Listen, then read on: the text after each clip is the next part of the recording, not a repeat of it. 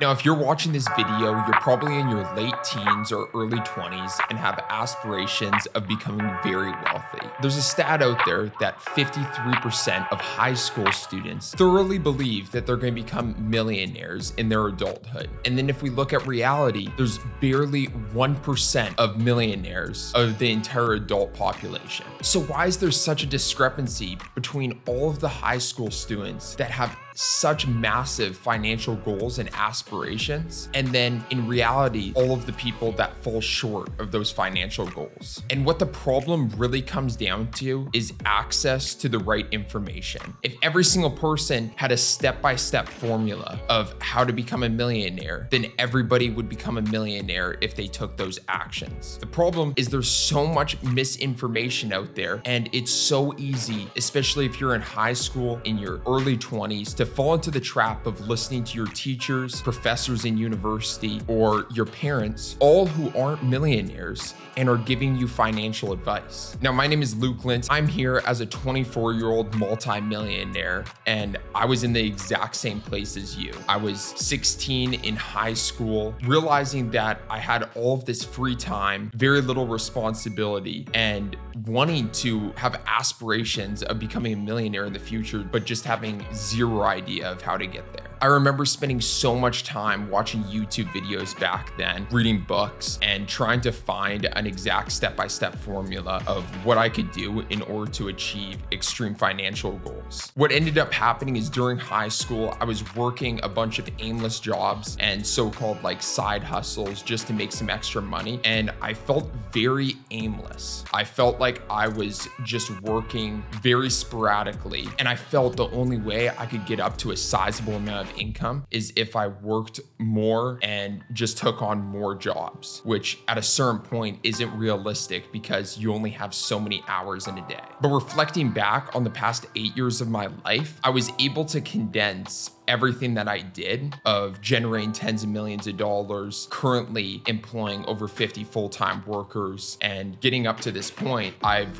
realized that it came down to a 3-step formula. That's what we're gonna be going through in this video, and let's get right into it of the 3-step formula to obtaining all of your financial goals and dreams that you desire. Now, step number 1 of this formula starts off with investing every last penny that you have into yourself. This line in and of itself can sound very cliche because you must have heard this hundreds of times, especially if you watch YouTube videos of invest everything in yourself. What it really comes down to is understanding what to invest in yourself at the beginning, because there's a huge difference of how you invest in yourself as you go through your business career and as you start making more money. Because at the beginning, you want to be investing in the things that can give you the most return on your investment because you're limited with the amount of cash that you have. So I basically went through what I spent money on from the ages of 16 to 24, and I summarized what I believe are the most important things that helped me get to where I am now by investing in myself at the very beginning. And some of these things I wish I invested in earlier so that I could seek the returns of it as soon as possible. Keep in mind that this list of what you should be investing in yourself isn't in any particular order because it varies person to person, but this is what I would put down as a very summarized list of what to invest in over the next like 2 years of you getting started of leveling up. 1 is a quality gym membership so that you're motivated to work out. And what I realized is whenever I spent more money to go to one of the nicest gyms in my city at the time, I was motivated to work out, especially when I was strapped for cash because I didn't want to be wasting money. And working out might not seem like it directly impacts the amount of money that you make, but working out on a consistent basis is the #1 indirect indicator for financial success in the future. Now, I've made previous YouTube videos where I've spoke heavily about working out and the impacts that has indirectly on your financial success, but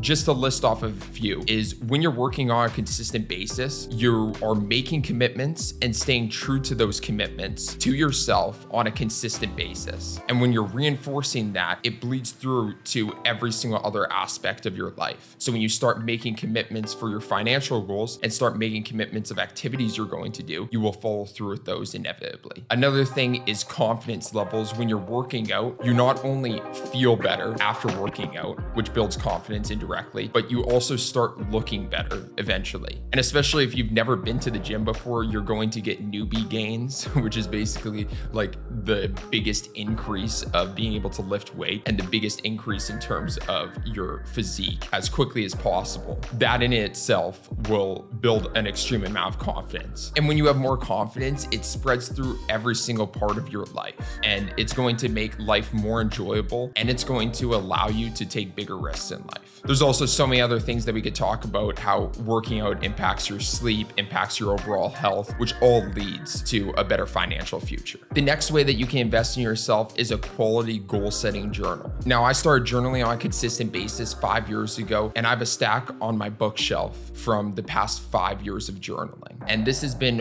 one of the greatest things that I've done on a consistent basis that has formed a daily habit. And being extremely conscientious of the goals that I'm setting and the direction I'm trying to head in life is the biggest component to seeking your financial goals.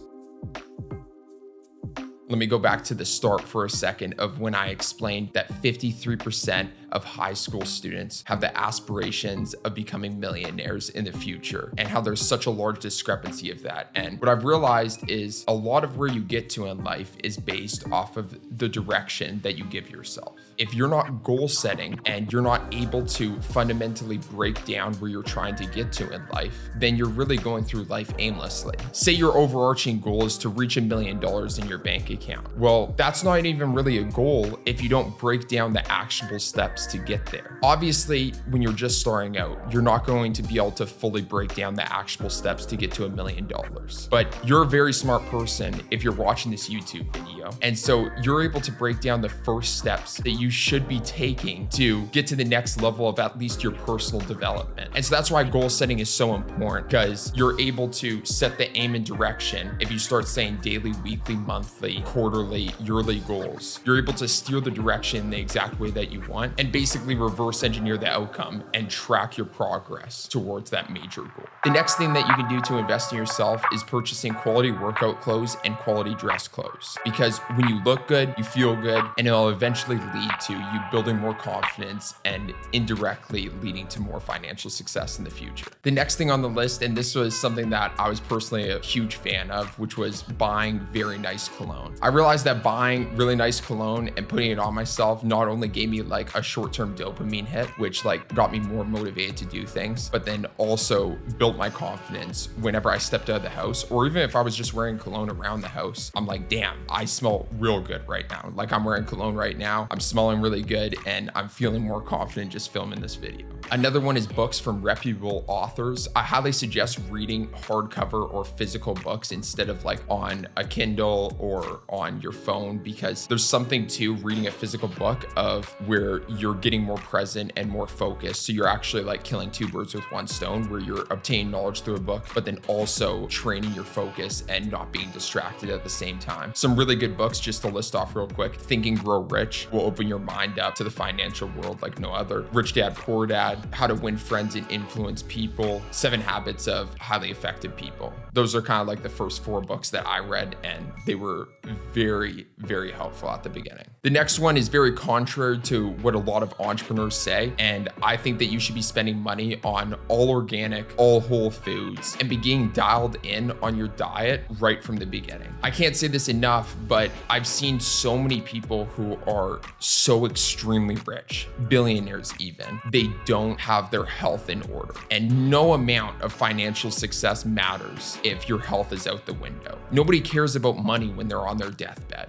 And so prioritize your health, prioritize your eating habits and your diet right from the beginning. The next purchase I made is the most quality mattress I could find in my city. And the reason for this is because I realized from an early age how important optimal sleep is. And there were so many nights that I didn't get a good night rest, especially when I worked extremely long days when I was just getting started. It was not beneficial in terms of when you are coming off a horrible night's sleep. Even if you don't understand understand it, you are working at such a lower level. The next thing that you should be investing in, especially if you're looking to start a business, is the softwares and applications that can improve your efficiency. A quick example of this is when I first started in business, I was training myself video editing and I was too cheap to purchase the subscription for Adobe Premiere. So I chose to download the cracked, kind of like the hacked version of Sony Vegas Pro for free. And I taught myself all my video editing skills on Sony Vegas Pro, which was extremely inefficient because the standard that most people use for video editing is Adobe Premiere. And now most of the time people are just using CapCut. So I learned to not cut corners early on, just spend more for the software and applications that are going to improve your efficiency. The last thing that you should be investing in early on is a place for yourself. Now, I didn't realize it at the time, and I didn't even see it as an investment back then of moving out of my dad's house and living on my own, but it led to so many benefits that I couldn't even believe.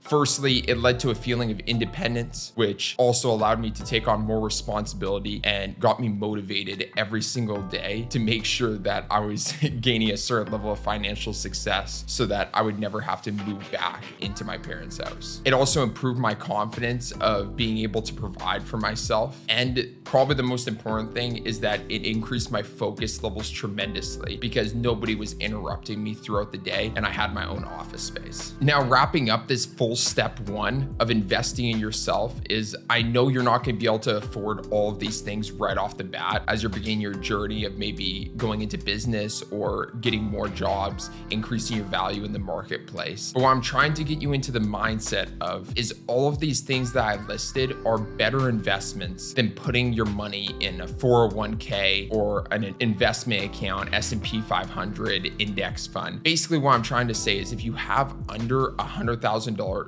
in your bank account, just use that money for yourself in terms of leveling yourself up personally and increasing your efficiency so you can make more money in the long run. Step number 2 in this formula is a skill set that I didn't have up until recently. It's the ability to be able to focus on one skill set ideally, and especially in one industry for an extended period of time. What this means is, especially at the beginning, you're eliminating every single other distraction from your life that doesn't apply to that one focus. Now, the reason this was so difficult for me to begin with is I didn't know if the thing that I was choosing to focus on was the right thing to focus on. And what I'm realizing now more and more is that it doesn't matter what you focus on at the beginning. We live in a day and age that you can really become a millionaire doing practically anything if you master the skill set. And so the thing is not a matter of like hyper fixating on what to focus on. What matters more is that you choose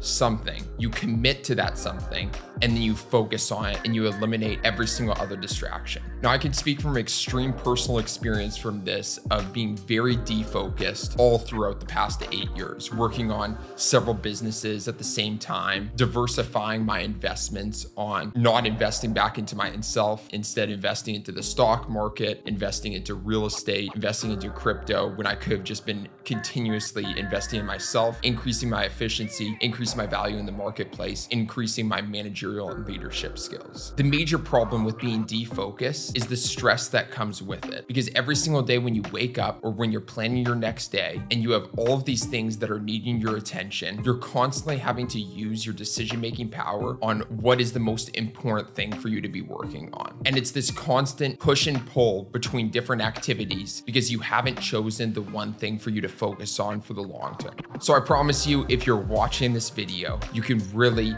become a millionaire by focusing all of your attention and effort on one skill set and in one industry. You just have to make the choice and commit to it, which finally leads perfectly into the step 3, the final step of this formula, which is once you've picked your focus, you've started making money, you've been investing in yourself, then it's time to start buying back your time. Now, for this part of the formula, I'm going to be focusing on the differentiation between investing in yourself and buying back your time, because there's some very key components that you need to be looking at. So the whole point of investing in yourself is to increase your value in the marketplace. marketplace, increase your skill sets so that you can start charging more for your time. Now, this is more so like if you're running a business, but also if you work for a company and you're increasing your skill sets and extremely cultivating your personal development, you're going to be more valuable to the company you're working for and therefore getting a raise. So once you start increasing your value in the marketplace, then your dollar per hour activities start increasing. Say it starts off at $15 per hour and then goes to $20, $25, $30, $35, $40 per hour. At a certain point, it starts making sense to buy back your time. And what buying back your time really means is starting to hire out all the activities that are under your current dollar per hour that you're still doing. So what this looks like in action is when I first started up my business and started making a significant amount of money back in 2018, I realized there were a bunch of things that I didn't like doing and that were very